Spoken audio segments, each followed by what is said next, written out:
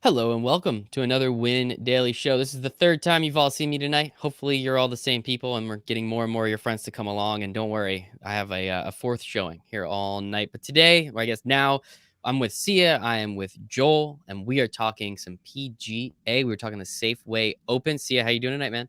I'm good. You know how you know you're the hardest working man on the airwaves? How? Is because you're going to be doing 4 or 5 shows today and you literally just got married 48 hours ago. Yep. Yeah, give or take. Yeah, I guess a couple, like 56, but I appreciate that, buddy. Wow, I that's appreciate impressive. that. Oh, wait, you're right. No, yeah, like 56, give or take. But thank you. I appreciate it. It was a blast. Had a lot of fun. My lovely wife, not wearing the ring because it's really uncomfortable. Don't know why anyone does that, but it is what it is. Joel, how are you today, bud? I'm doing well. I can't complain. I'm looking forward to not just another great week of golf, but a great weekend for sports. I mean, NBA playoffs, NFL starting. We are in prime shape. It's the this Thursday and Sunday we have sports equinoxes, which is pretty fantastic. So anyone out there, we have baseball, basketball, football, and hockey all on the same day, all on the same night. So get your 4 TVs ready, everybody. Let's get it. But we're here to talk about golf. I guess I'm not gonna say golf is the 5th sport in that equinox. I'm sorry, Joel. But did you have something else to say? Before we dive in, I just want to defend you. I don't wear my wedding ring either. Me neither. And Me neither. think about it this way. If you go 25, 30 years without wearing any jewelry, and then all of a sudden you just have to wear jewelry all the time, it's just not comfortable. And like I find myself when I do wear it, I'm just like fiddling with it and like it's uncomfortable, it's annoying me. So I get it. And defending those who get shamed for not wearing the ring, don't be shamed about it. It's fine. We still love our wives. We just don't feel comfortable wearing rings. Thank you, Joel. I really do appreciate that because I have been shamed already. And as Sia said, it's been, 48 hours. So people, let's calm down a little bit. But no, it's uncomfortable. It looks really cool though. Got a really cool looking one. It's not comfortable. It's just Yeah, not comfortable. maybe So on like special occasions. I'm the same exact way. We could do a whole show on this. And by the way, it sounds like we married people who are like kind of cool with that and understand that like I've literally never even worn a watch before. And you want me to put on a ring? Like I don't wear yeah. jewelry. It's just not my thing. So a wedding ring, that's out. I mean, I wear it sometimes, but very, very I'm few. 100% going to clip this, and this is what we're going to use on social media because I think this is the most important part. Life lessons from the Win Daily crew. But There it let's is. start with golf. We're going to Safeway Open. It's technically a new season, if I'm not mistaken, as I read in Sia's article today. But Joel, tell me a little bit about what you're looking at here for the field as I make one of my last fantasy football picks of the night.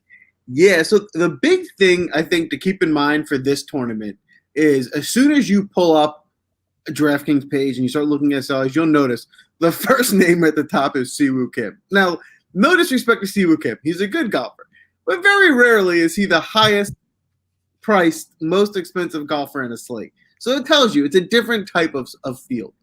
So the first thing that came to my mind was, in a normal week when you have your Roms, Thomas, what have you, Johnson, Siwoo Kim at most is in the 8,000s, right? So what happening, and I think I mentioned this a few tournaments back, we've thinned out the pool. What that's telling me is there's not a big difference between Siwoo Kim and somebody at 8,000 range.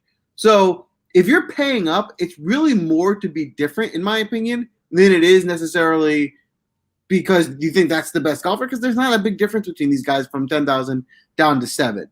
So a majority of my lineups, I'm going to be trying to just – because I will say this. I think there's a very small difference between maybe 7,000 up to the top. But when you get to the 6,000, those guys are the lower tier, right? That is another tier below. So I want to avoid that range, but I want to get as many middle tier guys as I can because if a guy had played well last week, he would have been the 10,000 guy, right? So it's like a recency bias more than it is how good the golfer is. So from that perspective, I think you can build more balanced lineups this week. Keep as many guys above 7,000 as you can, and it's not going to be a big difference. You don't need to fit in your Roms and Thomases because they're not in the field. Yeah, and it looks like one of those top guys is even considered out. Looks like Matt Kuchar is already out. So takes out one of those 10K guys for you. So it kind of evens out the field a little bit more. And yeah, some of these names that we're seeing real high up here are usually those guys in the 7, sometimes even 6K range. So that's interesting. So Sia, talk to me a little bit about this. I don't know. Do you want to start here just at the top and just talk as that? Or do you just want to kind of point out a couple dudes that you're really liking for this tournament? Again, considering that it's such a, just a weird layout so far. Yeah, so we're gonna kind of do it like rapid fire this particular episode because we're doing an NFL episode right around 9 o'clock. So I figure we'll kind of just do what we've done in the past, but we'll just do it a lot faster. And I think this is a really good tournament to do that because, like Joel said, I mean, the first thing I did the first thing I said to myself when I looked at this field is, oh, like a balanced lineup makes sense here. And it's almost like, I mean, like Joel said, it's almost like you're being contrarian by taking one of these top or a couple of these top guys because it doesn't really make sense to. So, I guess the point is you can build your lineup however you want. Like this is the perfect time to build, like pick a couple contrarian players, of course, but also just kind of like who makes sense for this course. And so that's sort of where I'm at more than I am in other tournaments. So if we just start at the top, listen, I like Siwoo. I've picked him in a couple tournaments ago or a few tournaments ago. I had him on a DFS team. I mean, I might have 1 share out of 10 of him, but like that's not too impressive. Phil, Kuchar's out. Shane Lowry's solid, but not really a fan of him. Brandon Steele's probably going to be popular because he's won here before, and he's actually been really good lately. His ownership percentage is around 25% already. So like clearly a lot of people like him, but like you should never be lock buttoning Brandon Steele. So it's like you can have a couple shares of him if you want, maybe in a cash lineup, but like kind of thanks but no thanks on that one. And then I'll just go through some of the 9,000 guys I like, and then Joel, I'll kick it to you for some of the guys that you like. So Sergio's on here, maybe a couple shares, not too impressed with that. Jordan Spieth, I haven't taken him in about 18, 19 months. I don't plan, even in a weak field, I don't plan on doing it now. Maybe if he was lower priced, I'd consider it. I do like Emiliano Grillo at 9,700. He's so good with his ball striking. His putter always just kills him. But and this will be kind of a tricky surface to putt on, but he's a guy I've generally been playing lately. And I think if his ball striking is as good as I think it can be, his putter won't need to be on fire because he'll be getting it so close to the hole. So I like him. I like Chez Reavie a little bit. Just kind of going down. I'm not really on Dahmen quite yet. Eric Van Rooyen, I think, is interesting, maybe a couple shares. And then the rest of the 9K range, I am a little bit interested in Harold Varner the third, 3, RG3. But anyway, The point is, when I've looked at his like metrics, his strokes gain metrics, the last, 4 or 5 tournaments he's played, it does worry me a little bit. So I think his pedigree is great. I do like him, but he's again another guy I'll only have a couple shares of. I think the guys I'm highest on are probably Emiliano Grillo in this range, and maybe Chez Reavie and Eric Van Rooyen. Love it. That was a lot. Sorry, I'm not going to lie. I was paying attention to my fantasy football team for a little bit there because my pick came in. So, Joel, do you have any rebuttal to what Sia said, or do you want to agree with him in any way, shape, or form? Yeah, so I think my biggest takeaway, what I tried to do this week was try and find an edge in course history. And I really kind of searched and scrubbed. And the only thing that comes up is Brandon Steele won back-to-back 2 or 3 years ago. So, yes, he has 2 championships here. But the last 2 times he played here, he wasn't that good. And he's Brandon Steele, right? This isn't like somebody who's a top-tier guy. He's Brandon Steele, so for $10,000, it's just too much. It's kind of the same concept with like Phil Mickelson, right? Phil Mickelson has a great course history, a lot of these courses, but he's like 50, and he's not the same player he was when he was getting all these top scores. So even though Brandon Steele's not as old as Phil Mickelson, he's also not as elite of a golfer. So like to think that he can just replicate that, he's not the same form. He is playing better, but if course history is something you want to look at, then yes, he's probably the strongest one in the field, but I still don't love him even with that. Looking at this top range, to be honest, I'm going to have very little exposure to anyone just for the sheer reason is I don't think there's that big a difference between these guys and the guys below them, and there's no reason to pay up if I can get more guys in the lower range. Siwoo is interesting because he gets a lot of birdies and he's been playing well in the last couple tournaments. So maybe I'll have a little bit of him, but that's really all I'm looking at the top range. When I go down to the 9,000s, a guy that I'm finding interesting right now that I'm looking a lot at is Sergio Garcia. And the reason being, I just think he's the best golfer in the field. He hasn't played that great recently, but, getting the best golfer at the field at the 5th highest price, I feel like that's a pretty good bargain. So that's why I'm kind of leaning Sergio, just thinking, when was the last time you saw Sergio in a field with these names? Right? Normally he's going up against all the big guys, and that's why he kind of fades a little bit. But now there's no one that kind of is a bigger name than him. So I like Sergio for that reason. I also want to take a look at Spieth this week. Spieth is a guy that he's so like volatile that it's hard to play him in some of these tournaments. But I think what's going to do him a lot of favors is the fact that his pedigree is, top 5 in this tournament. He doesn't have to worry about, I think the winning score might be a little not as high this week, not because of the course, but because of the competition. And so for that reason, right, maybe, a -8 or 9 for the week could win in a week where we had everyone, it would have been -16, right? So for that reason is why I like Spieth, because I think he's just better at golf than the rest of these guys, even though, in the regular fields, I'd probably fade him.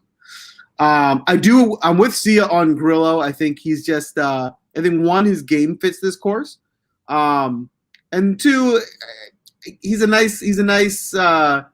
good form, and he's another one of those guys where his game is almost upticking this week because of the field. Right? He's normally a below average golfer, and in this field he's above average. So in that case, I like him from that standpoint. I always like Joel Dahman if he's available.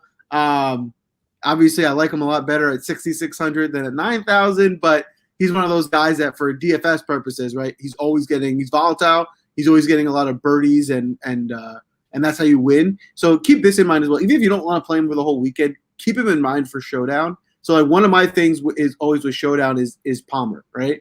Palmer's will go 2 over, 3 over, and then no one wants to touch him because, oh, this guy stinks. He's like the cheapest guy. He's over par every day. And I'm like, yeah, but he always has that one day where he goes 4 or 5 under. So I just keep going back to him knowing that one day is going to come. So Damon's similar. If you don't want to trust him for the full weekend, definitely take some Showdown slates on him because he will have one day where he's, 4 or 5 under. I love that. Yes. And you can check out a lot of Joel's Showdown articles on WinDailySports.com. Right? Absolutely. All right. I almost forgot. The one other person I want to touch on in this range is Varner. I do think Varner, his game suits this course really well.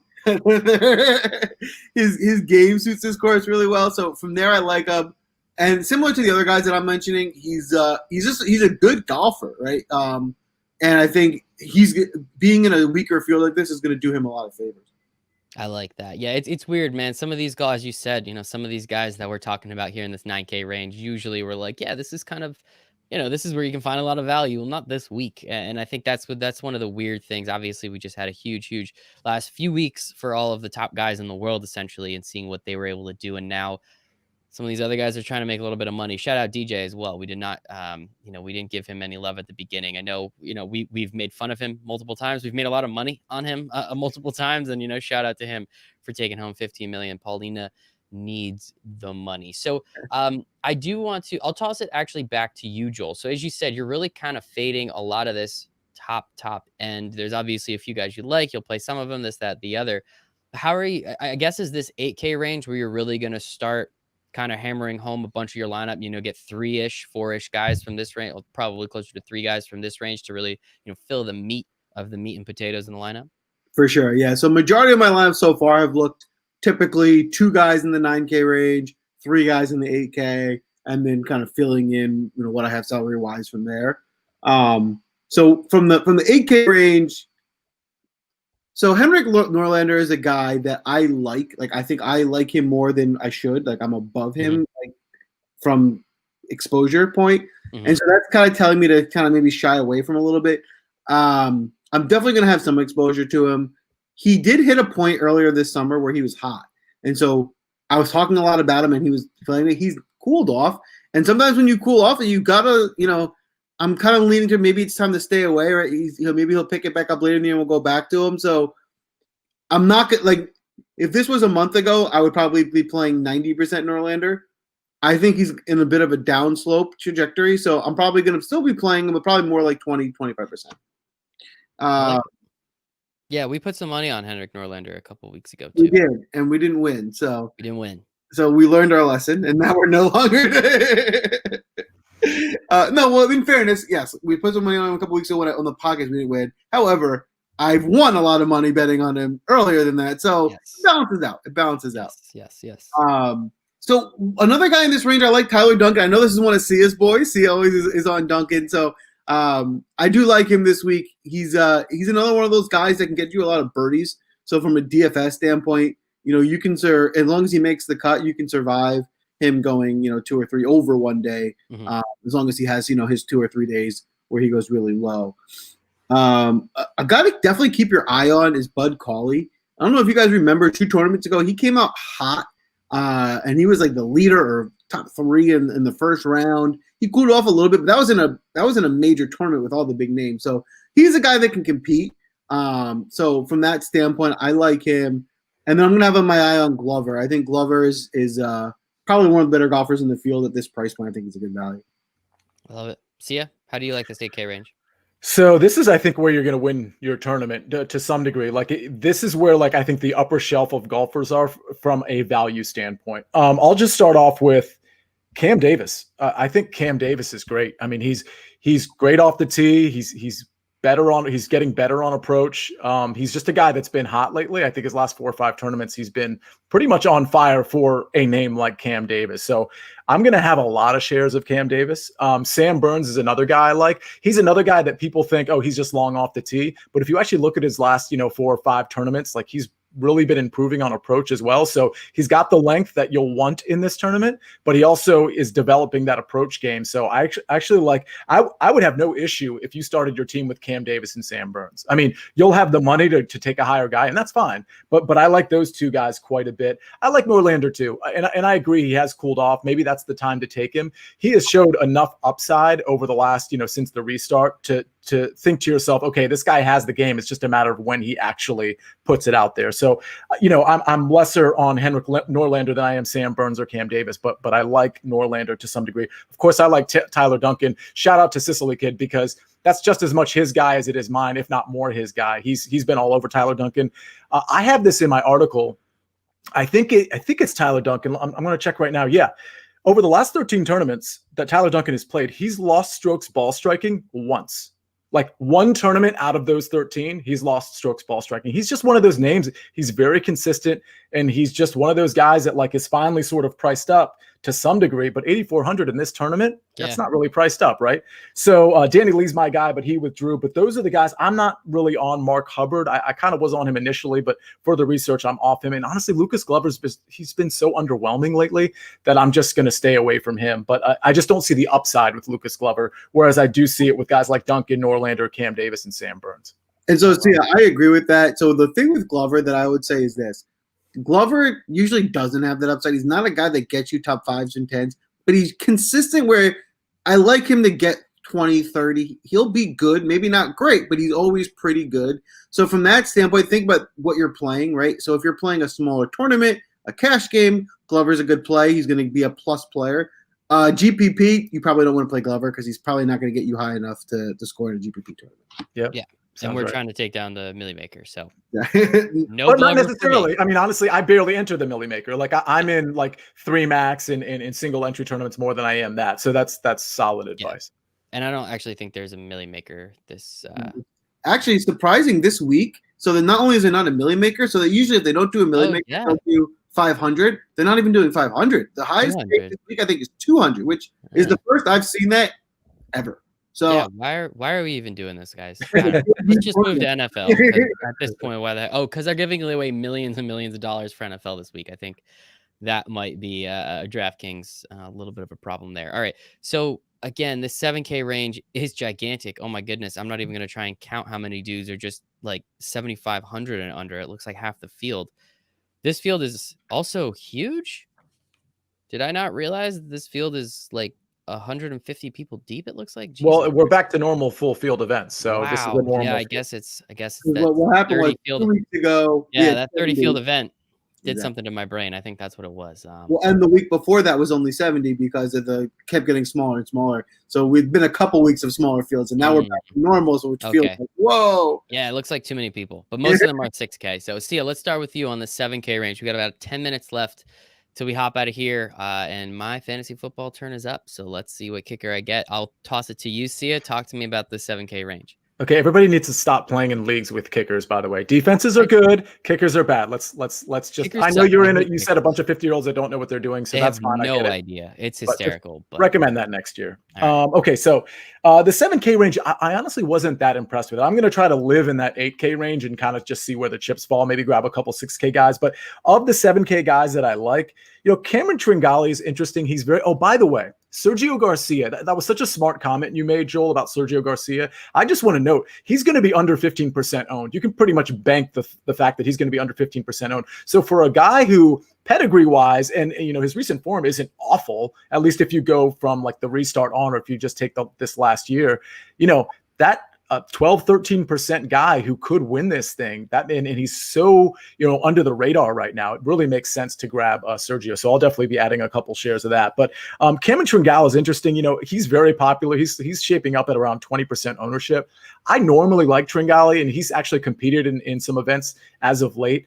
But honestly, when I looked at his numbers, and this is recency bias to a degree, but when I looked at his approach numbers in particular, it wasn't the same approach numbers I remember Cameron Tringal having. So I don't want to say I'm completely off of him, but if he's going to be super high owned and he hasn't been great as of late in the category that I think he's normally great at, I'm probably just going to go ahead and skip Cameron Tringal. A guy I really like, and this is an upside play.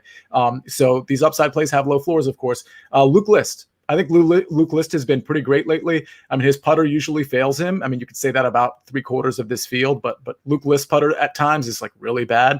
But it's just one of those things. He's been good at ball striking, and he can potentially find a hot putter. And if you're great at ball striking, you won't have the 18 or 15 foot putts. Maybe you'll get it to 6-7 feet and make half of those, and you're in good shape. So of the 7K range, honestly, he was the only guy that really popped out at me. I will tell you that I think Wes Bryan at 7,100 is also another good play. I love it. And Sia, we're going to come back to you in a second for your secret weapon, of course, but Joel, talk to me a little bit about the 7K range. Again, if you're hitting that 8K range pretty hard, you're hitting that 9K range for a couple guys, I'm assuming there'll be one or two that you're really looking at here in this 7K range. Yeah, there's actually a handful of guys here that I like. So I know we're short on time, so I'm just going to kind of go through and just list them off. Charles Schwartzel, I'm really looking at when you're looking at a guy who is a course fit with decent course history, and just a plus golfer in a weak field. I think he's kind of checking all those boxes, and looking at 1% ownership, I think he's a great kind of play here. Another guy in this range that I'm targeting is Caprero Bello. He's known to be really good on his approach shots. Like that's his biggest strength, his ball striking. And that's what obviously most courses favor your ball striking and approach shots, but that's the metric to target here. And that's kind of what his plus is. So him getting hot for a weekend is certainly there. And he's like the opposite for the GPP of Glover. Whereas, he's, like Sia was saying, high ceiling, low floor. But if you can catch lightning in a bottle with him this week, he's one of those guys that you want to put in there in GPP. One other guy that I really like here is Bryce Garnett.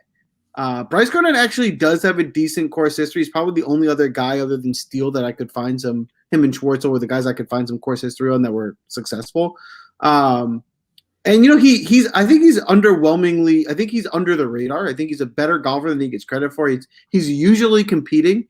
So for that standpoint, at 7,100, I think you can really build some nice lineups, getting all those guys like Sergio and whatnot from the 8,000 range, and then squeeze him in there at the end. I love it. Couple notes for me on the 7K range. Charles is not Charles. There's no ES at the end of his name. That really threw me for a loop. Yeah. And if our friend Mr. Gooch is this far down in this field, this is not a good day for our friend Taylor Gooch. I kind of feel bad. I know why in Taylor. So some weird names, some cool people, but we'll see what happens there. Not a good name. And I don't even see Mr. Cockrack here, so can't even make our fun joke there. So if we're punting, we have to. Sia has his secret weapon. He's not going to tell us. You have to go into the Win Daily Sports Discord chat to get it. So make sure you go there so you can get it. It's really easy. He's hammered every single one so far. So I'm excited to hear who he comes up with. Now, again, this is a weird field, so maybe you don't have to go all the way to the secret weapon every time. But if you want to be contrarian, you want to play Siwoo Kim, you want to pay all the way up for some guy that probably should be priced in the 8K range anyway, you're going to need to go down there. So Sia, talk to us a little bit about this 6K range. Hold back, of course, but tell us a couple of the other guys you don't mind seeing in some lineups. So a guy who was once a secret weapon, probably about 6-7 weeks ago, was Adam Shank. He's probably my favorite guy in this range. He measures out perfectly in terms of, again, a guy in the 6K range that has potential, has the upside to maybe even be like top 10, top 15. Adam Shank checks that box. Another guy I like, Seamus Power at 6,700. That's a solid play too. Seamus Power has been pretty hot lately. Was he a secret weapon? No, He was never a secret weapon. No. No, you had me put $5 on him at like 125 to 1 in one I tournament. think I did. Didn't win, but it was still sweet. It felt It cool. might have been like the Barracuda. It was like Yeah, some it was. offbeat Yep, it was. yeah. It was. And then the last guy I'll mention here in the 6K range, and this is going to be kind of a 1 out of 10 lineups guy, but JB Holmes is back in the field. He's coming off injury. When he had to withdraw from a tournament like 3, 4, 5 weeks ago, and he was like actually hot up until the withdrawal. I think he had a shoulder injury or something like that. If we're talking about pedigree, I mean, JB Holmes has competed and won like big time events. So for him to be, 6,900 and very under the radar because he's been sort of injured, he's had major sort of health issues over the last year and a half. So I think that's a guy worth taking a shot at if you're going down to the 6K range. Awesome. And of course, then there's the secret weapon, which which we will reveal tomorrow. I will reveal tomorrow night on Discord. So make sure you're there. Joel, who are some of your punt plays? Yeah, I mean, there is a high volume of people in this range. So right, it's weird. That's why I thought it looked so big. It is bizarre how deep just the 6 and 6,100 go. But I'm going to start at the top, and just to kind of start, I'm going to start at 7,000 flat because I missed somebody from the last thing. One person to have your eye on is Chasson Hadley. I hope maybe I said that wrong. But he's pretty good. I think he's just a little underpriced for this field, and he actually played pretty well in the last tournament that he was out there. So I'm going to have a few shares of him this week. And then heading down to the 6,000 range, I'm not gonna have too much exposure below like 6,400. But who I do like up here is Tom Hogue. If you guys remember, was it 2 weeks ago at the Wyndham? He shot like a 61 or something in the first round. So he's capable. And again, like we always say, that's what you target for DFS is find me the guys that are capable. Like, don't give me the guy that's going to go 2 under each day and compete. Like, give me the guy that's going to go 8 under and then 2 over each day, because that's one, more fun, and 2, that's how you score points. Another guy in this range I'm looking at is Aaron Wise. Aaron Wise is a good golfer. He's young and he is volatile. I mean, he definitely is streaky. But he's one of those guys that is certainly capable of getting you a top 10. So for a GPP, he's a guy that can be in a winning lineup. I like Power as well. I'm definitely with Sia there for the reason that he's playing, like, his recency showings are way above like where he I didn't even know who he was, to be honest with you, a month ago. So now that I do know who he is, every time I see him, he's doing pretty well. So I think he's in really good form, and he's a guy that is either 1, up and coming and is just better than what he's getting credit for, or 2, is just hot, which is either way is okay. We're gonna play him this week. And the last guy I'm gonna mention for this week is Cameron Percy. So this guy's an interesting guy. He, again, is another one who's in pretty good form. The reason he's really on my radar is because, as you guys know, I'm a big Showdown guy. And in Showdown, he was popping for the last couple of weeks. So, again, he's one of those guys that's probably better suited for Showdown, because I don't know if he can put together 4 rounds, but he'll definitely probably get 1 good day. So if you are playing Showdown this week, keep him on your radar. I love it. Sia? That all sounds good to me, man. And I'll tell you what, on Discord tomorrow, not only are you going to have the secret weapon, again, this is Win Daily Sports Discord, I'm going to give my first round leader plays and my overall tournament plays. I think Joel might have some insight there. I know Joel likes the matchups, the pre-flop matchups. I usually take them on the weekend. Like, I'll find some on Friday and Saturday to take. I'm sure Joel does too, but we'll have all of that. So if you guys are sports betting, this isn't just a DFS, company. We got your back with sports betting as well. We have a lot of your back with sports betting, because we're about to hop on again to another show to talk about the NFL sports betting. But Joel, before we go, C and I will be back in a second so I can get all his credentials soon. Joel, where can everybody find you on the internet? Find me at Draftmaster Flex, Twitter, on Instagram. I'm there. Message me. I'm happy to help. Happy to help. Of course, Joel's in the Win Daily Sports Discord too. Don't worry. We love him there. We appreciate him there. Sia, where can everybody find you? At Sia Nejad, SIANEJAD, and in Discord, and in about SiriusXM, of course. A minute and a half too, and a minute and a half as well. Yeah, of course. Oh, quick, get it in. One thing before we go, you guys were giving me the S word for my draft last week on my shit. Yeah, we were giving you shit. And then ESPN ranked my team as the best team. So I'm just saying. That's a bad sign. Yeah, ESPN ranked your team the best. Congratulations, Joel. All right, you can find me at Michael Raziel 1. I will be shitting on Joel some more. And for everybody over here at Win Daily Sports, at Win Daily Sports, we appreciate you, and we hope you make it a very profitable evening. And stick around, because we're going to be doing NFL in a minute. Thank you all. 2 minutes, 1 minute. I don't know. Gronk smash.